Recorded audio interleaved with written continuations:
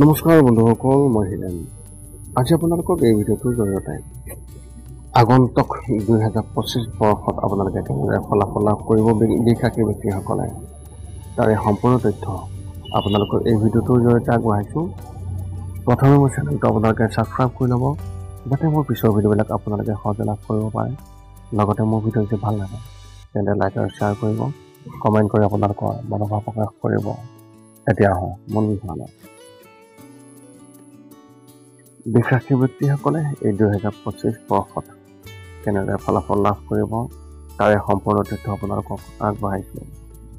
আপুনি এই 2025 বৰ্ষত বিশ্বাসী ব্যক্তিসকলৰ ব্যক্তিগত জীৱনত আহিবলগীয়া যি পৰিৱৰ্তন, সেই বিষয়ে সঠিক ভৱিষ্যতবাণী আপোনালোকে পাবলৈ লাভ কৰিব এই ভিডিঅ'টোৰ জৰিয়তে।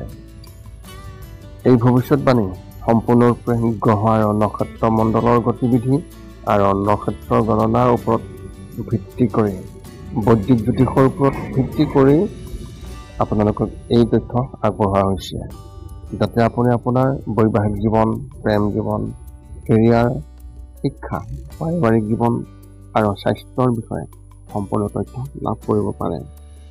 আৰু লগতে আপোনাৰ এই বৰ্ষত আপোনাৰ কেনেধৰণৰ পৰিৱৰ্তন আহিব তাৰে সম্পূৰ্ণ তথ্য আগবঢ়োৱা হৈছে। 2025 বৰ্ষত বিশ্বাসীৰ ব্যক্তিসকলে তেওঁলোকৰ ৰাশিফলত তেওঁলোকৰ কেনেধৰণৰ গতিবেগ লাভ কৰিব, তেওঁলোকৰ বিবাহ হ'বনে নহয়, কেৰিয়াৰত অগ্ৰগতি লাভ কৰিবনে নকৰে, এনে সকলোবোৰ প্ৰশ্নৰ উত্তৰ আপোনালোকে এই ভিডিঅ'টোৰ জৰিয়তে জানিব পাৰিব আৰু লাভ কৰিব সঠিক তথ্য। এতিয়া আপোনালোকক আগবঢ়াইছোঁ আৰ্থিক জীৱনৰ ক্ষেত্ৰত আপোনালোকে এই 2025 বৰ্ষত কেনেদৰে ফলাফল লাভ কৰিব। বিশ্বাসী ব্যক্তিসকলৰ এই 2025 বৰ্ষত ভৱিষ্যতবাণী অনুসৰি এই 25 বৰ্ষই আপোনালোকৰ বাবে অনুকূল ফলাফল কঢ়িয়াই আনিছে। বছৰৰ আৰম্ভণিতে আপোনাৰ নিজৰ ৰাশিত দেৱগুৰু বৃহস্পতি আৰু তৃতীয় স্থানত মংগল গ্ৰহ আৰু একাদশ স্থানত ৰাহু মহাৰাজ উপস্থিত থাকিব আৰু আপোনাৰ আৰ্থিক অৱস্থা উন্নত কৰাত যথেষ্ট অৰিহণা যোগাব। ইয়াৰ পিছত মাৰ্চ মাহৰ শেষত শনি মহাৰাজ 11তম স্থানলৈ আহিব আৰু মে' মাহত দেৱগুৰু বৃহস্পতিও আহিব 2য় স্থানলৈ। এইটোৱেই হ'ব আপোনাৰ আৰ্থিক প্ৰত্যাহ্বানৰ অন্ত পেলোৱাৰ বিশেষ সময়। এই সময়ছোৱাত আপুনি ভাল সফলতা লাভ কৰিব আৰু আপোনাৰ সকলো কাম সম্পূৰ্ণ হ'বলৈ আৰম্ভ কৰিব। অৰ্থনৈতিক প্ৰত্যাহ্বান হ্ৰাস পাব আৰু আৰ্থিক লাভ হ'ব। আপুনি ধন জমা কৰাত সফলতা লাভ কৰিব পাৰিব আৰু পৰিয়ালৰ সদস্যৰ পৰাও আৰ্থিক লাভৰ সম্ভাৱনা অত্যন্ত প্ৰবল। আপোনাৰ কৰ্ম যদি ব্যৱসায়, সেই ব্যৱসায়ৰ পৰাও বিশেষ সুবিধা লাভ পাব। আপুনি হয়তো আপোনাৰ বছৰৰ পৰা অৰ্থাৎ আপোনাৰ ছিনিয়ৰ অফিচাৰৰ পৰা বিশেষ আশীৰ্বাদ পাব পাৰে, যাৰ বাবে আপুনিও আপোনাৰ চাকৰিত দৰমহা বৃদ্ধিৰ খুবেই ভাল খবৰ লাভ কৰিব। এতিয়া আগবাঢ়িছোঁ স্বাস্থ্য সম্বন্ধীয় তথ্যৰ বিষয়ে। বিশ্বাসী ব্যক্তিসকলে এই 2025 বৰ্ষৰ ৰাশিফলৰ মতে এই বছৰৰ স্বাস্থ্যৰ দৃষ্টিকোণৰ পৰা অনুকূল হোৱাৰ সম্ভাৱনা বেছি আছে। বছৰৰ আৰম্ভণিতে 8ম স্থানত থকা সূৰ্য মহাৰাজে আপোনাৰ ৰোগ প্ৰতিৰোধ ক্ষমতা কিছু দুৰ্বল কৰি তুলিব, যাৰ ফলত আপুনি গুৰুত্ব দিব লাগিব। ইয়াৰ লগতে এই বছৰ বৃহস্পতি গ্ৰহ 2য় স্থানত থকাৰ বাবে আপোনাৰ খাদ্যাভ্যাস আৰু খাদ্যৰ প্ৰতি বিশেষ যত্ন ল'ব লাগিব, নহ'লে চৰ্বিযুক্ত খাদ্যৰ প্ৰভাৱত আপুনি মেদবহুলতাৰ বলি হ'ব পাৰে। বছৰৰ দ্বিতীয়াৰ্ধত শনি মহাৰাজ একাদশ স্থানত থাকিব, যাৰ বাবে আপুনি কোনো ডাঙৰ স্বাস্থ্যজনিত সমস্যাৰ সন্মুখীন হোৱাৰ এই পক্ষৰ পৰা ৰক্ষা পাব। ডিচেম্বৰ মাহত আপুনি বিশেষ সাৱধান হ'ব লাগিব, কাৰণ এই সময়ছোৱাত স্বাস্থ্য সম্পৰ্কীয় সমস্যাই আপোনাক অসুবিধা দিব পাৰে। এইবাৰ আপোনাৰ মাজত কিছু এলাহ বৃদ্ধি পাব, যিয়ে ক্ৰমান্বয়ে আপোনাক ক্লান্তি আৰু শাৰীৰিক দুৰ্বলতা প্ৰদান কৰিব। ইয়াৰ পৰা যিমান পাৰে এৰাই চলিবলৈ চেষ্টা কৰক। এতিয়া আগবাঢ়িছোঁ আপোনালোকৰ কেৰিয়াৰ সম্বন্ধীয় যি তথ্য, সেই তথ্যৰ বিষয়ে আগবাঢ়িছোঁ। বৃষৰাশি ব্যক্তিসকলৰ এই 2025 বৰ্ষৰ ৰাশিফলৰ অনুসৰি আপোনালোকক জনাব বিচাৰিছোঁ যে আপোনাৰ কেৰিয়াৰৰ কথা ক'বলৈ গ'লে বছৰৰ আৰম্ভণিতে শনি মহাৰাজক আপোনাৰ দশম স্থানত আৰু দেৱগুৰু বৃহস্পতি আপোনাৰ ৰাশিত অৱস্থিত হ'ব। ইয়াৰ দ্বাৰা আপোনাৰ সিদ্ধান্ত গ্ৰহণৰ ক্ষমতা বৃদ্ধি পাব আৰু আপুনি আপোনাৰ কৰ্মক্ষেত্ৰত শক্তিশালীভাৱে আগবাঢ়ি যাব আৰু সফলতা লাভ কৰিব। ব্যৱসায়ত খুবেই ভাল অগ্ৰগতি হ'ব আৰু চাকৰিৰ ক্ষেত্ৰতো আপোনাৰ কাম প্ৰভাৱশালী হৈ থাকিব।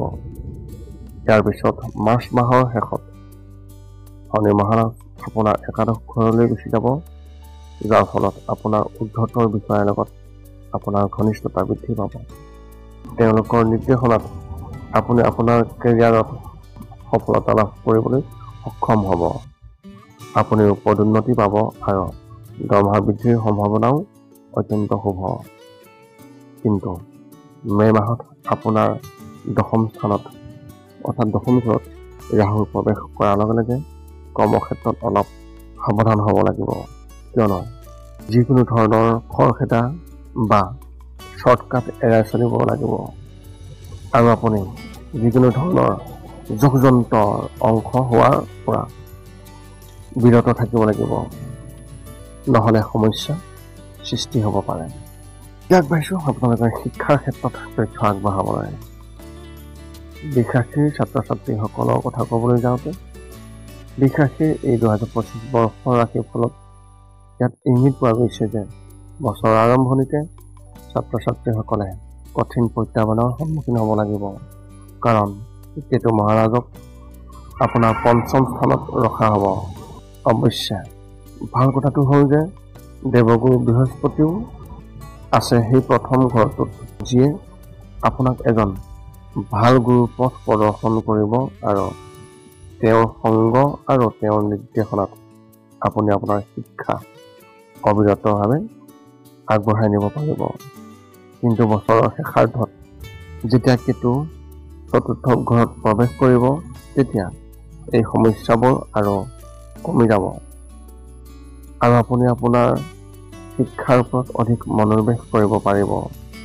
পঞ্চম স্থানৰ ওপৰত শনি মহাৰাজৰ দিশটো বাৰে বাৰে সময়ে সময়ে আপোনাৰ শিক্ষাত কিছু বাধাৰ সৃষ্টি কৰিব, কিন্তু আপুনি শিক্ষাত খুবেই ভাল সফলতা লাভ কৰিবলৈ সক্ষম হ'ব। আপোনাৰ উচ্চ শিক্ষা লাভৰ সপোন পূৰণ হ'ব আৰু আপোনাৰ প্ৰিয় বিষয়বোৰ পঢ়িবলৈ সুযোগ পাব। প্ৰতিযোগিতামূলক পৰীক্ষাৰ বাবে যিসকলে প্ৰস্তুতি চলাই আছে, সেই ছাত্ৰ ছাত্ৰীসকলৰ বাবে এই বছৰটো সফল বুলি প্ৰমাণিত হ'ব পাৰে। এতিয়া আগবাঢ়িছোঁ আপোনালোকৰ পাৰিবাৰিকৰ ক্ষেত্ৰত যি তথ্য লাভ কৰিবলগীয়া তাৰে বৰ্ণন। বৃষৰাশি ব্যক্তিসকলে এই 2025 বৰ্ষৰ তথ্য অনুসৰি এই 2025 বৰ্ষটো পাৰিবাৰিক জীৱনৰ বাবে খুবেই ভাল হোৱাৰ সম্ভাৱনা আছে যদিও বছৰৰ আৰম্ভণি কিছু কঠিন হ'ব। চতুৰ্থ ঘৰৰ প্ৰভু সূৰ্য মহাৰাজ অষ্টম ঘৰত থাকিব, যাৰ বাবে স্বাস্থ্যজনিত সমস্যাই মাক দেউতাকক কিছু অসুবিধা দিব পাৰে। ইয়াৰ পিছত মংগল গ্ৰহই চতুৰ্থ স্থানত আহি পাৰিবাৰিক সমস্যাও বৃদ্ধি কৰিব পাৰে, কিন্তু বছৰৰ দ্বিতীয়াৰ্ধ আপোনাৰ বাবে ঠিকেই থাকিব। কিন্তু মে' মাহৰ মাজভাগৰ পৰা চতুৰ্থ স্থানত কেতু মহাৰাজ অহাৰ বাবে কঠিন হ'ব পাৰে আৰু আপোনাৰ বাবে পৰিয়ালৰ সদস্যসকলৰ সৈতে সমন্বয় বজাই ৰাখিবলৈ পাৰিবাৰিক জীৱনত কিছু ভাৰসাম্যহীনতা হ'ব পাৰে। পাৰিবাৰিক অশান্তিৰ সমাধানৰ বাবে আপুনি নিজাববীয়াকৈ চেষ্টা কৰিব লাগিব। আপুনি আপোনাৰ ভাই ভনীসকলৰ সৈতে আন্তৰিক সম্পৰ্ক বজাই ৰাখিব লাগিব আৰু যাৰ ফলত আপুনি সময়ে সময়ে উপকৃত হ'ব আৰু তেওঁলোকৰ সৈতে আপোনাৰ বন্ধুত্বপূৰ্ণ আচৰণে আপোনাক সন্তুষ্টি প্ৰদান কৰিব। এই বছৰ আপোনাৰ পৰিয়ালত নতুন অতিথি অহাৰ সম্ভাৱনাও আছে। সন্তানৰ জন্ম বা বিবাহযোগ্য সদস্যৰ বিবাহৰ দৰে কাকতীয়াল ঘটনা আহিব। এতিয়া আগবাঢ়িছোঁ আপোনালোকৰ বিবাহিত জীৱনৰ যি ফলাফল লাভ কৰিবলগীয়া সেই তথ্য আগবাঢ়িছোঁ। বৃষ ৰাশিৰ ব্যক্তিসকলৰ ক্ষেত্ৰত এই 2025 বৰ্ষৰ ৰাশিফলৰ অনুসৰি বছৰ আৰম্ভণি বৈবাহিক জীৱনৰ বাবে অনুকূল হ'ব। বুধ ৰাশিৰ সপ্তম স্থানত থাকিব আৰু প্ৰথম স্থানৰ পৰা বৃহস্পতি গ্ৰহই সপ্তম স্থানক সম্পূৰ্ণৰূপে এফেক্ট কৰিব, যাৰ বাবে বৈবাহিক সম্পৰ্ক মধুৰ হৈ থাকিব। আপোনাৰ আৰু আপোনাৰ পত্নীৰ মাজত অতিশয় পাৰস্পৰিক সম্প্ৰীতি বিশেষভাৱে থাকিব। ইজনে সিজনক যথেষ্ট সময় দিব। আপোনাৰ পৰিয়ালৰ দায়িত্ব ভালদৰে পালন কৰিব। ইজনে সিজনৰ কামত ইজনে সিজনক সহায় কৰিব। ইয়াৰ লগে লগে তাৰ মাজৰ দূৰত্ব শেষ হ'বলৈ আৰম্ভ কৰিব আৰু দীৰ্ঘদিনীয়া সমস্যাৰ পৰা আপুনি সকাহ পাব। আপোনাৰ সম্পৰ্ক খুবেই ভাল হ'ব। ছেপ্টেম্বৰৰ পৰা অক্টোবৰৰ ভিতৰত মংগল গ্ৰহ ষষ্ঠ স্থানলৈ স্থানান্তৰিত হোৱাৰ বাবে বৈবাহিক সম্পৰ্কত উত্তেজনা বৃদ্ধি পাব পাৰে। এই সময়ত বিশেষ যত্ন লওক। তাৰপিছত আপোনাৰ পৰিস্থিতি আপোনাৰ পক্ষত থাকিব আৰু বিবাহিত জীৱন প্ৰেমময় হৈ থাকিব। ইয়াৰ বাবে আপুনি আপোনাৰ জীৱনসংগীৰ সৈতে সুন্দৰ ঠাইলৈ যাত্ৰা কৰিব আৰু লগতে তীৰ্থ ভ্ৰমণলৈ যাব, যাৰ বাবে আপুনিও প্ৰেমৰ অভিজ্ঞতা লাভ কৰিব পাৰিব। যদি আপুনি সন্তান জন্ম দিব বিচাৰে তেন্তে এই বছৰ আপোনাৰ ইচ্ছা পূৰণ হ'ব পাৰে। এতিয়া আগবাঢ়িছোঁ আপোনালোকৰ প্ৰেমৰ ক্ষেত্ৰত যি ফলাফল। বৃষ ৰাশিৰ ব্যক্তিসকলৰ এই 2025 বৰ্ষৰ ৰাশিফলত আপোনাৰ বাবে ভৱিষ্যতবাণী কৰা হৈছে যে বছৰ আৰম্ভণিৰ প্ৰেমৰ সম্পৰ্কৰ বাবে দুৰ্বল হ'ব পাৰে, কিয়নো কেতু মহাৰাজক পঞ্চম স্থানত ৰখা হ'ব, যাৰ বাবে আপুনি প্ৰেমত প্ৰতাৰিত হ'ব পাৰে বা অভাৱৰ বাবে আপোনাৰ আৰু আপোনাৰ প্ৰিয়জনৰ মাজত ভুল বুজাবুজি হ'ব পাৰে। এই বুজাবুজি বৃদ্ধি হ'ব পাৰে, যিয়ে আপোনাৰ সম্পৰ্কক অসুবিধা দিব পাৰে। কিন্তু 18 মে'ৰ পিছত যেতিয়া কেতু চতুৰ্থ ঘৰলৈ গুচি যাব আৰু শনি মহাৰাজে পঞ্চম ঘৰত দিশ দিব, তেতিয়া আপুনি আপোনাৰ সম্পৰ্কত আনুগত্যতাৰে আগবাঢ়ি যাব, যিয়ে নতুন এটা দিশ দিব, য'ত জীৱনটো আপোনাৰ সম্পৰ্কলৈ নতুন শক্তি পাব আৰু আপুনি আপোনাৰ প্ৰিয়জনৰ সৈতে সুখেৰে জীৱন কটাব। বছৰ আৰম্ভণিৰ পৰা জুলাইৰ পৰা আৰম্ভ কৰি ছেপ্টেম্বৰৰ ভিতৰত আপোনাৰ প্ৰেম বিবাহৰ সম্ভাৱনা অত্যন্ত প্ৰবল।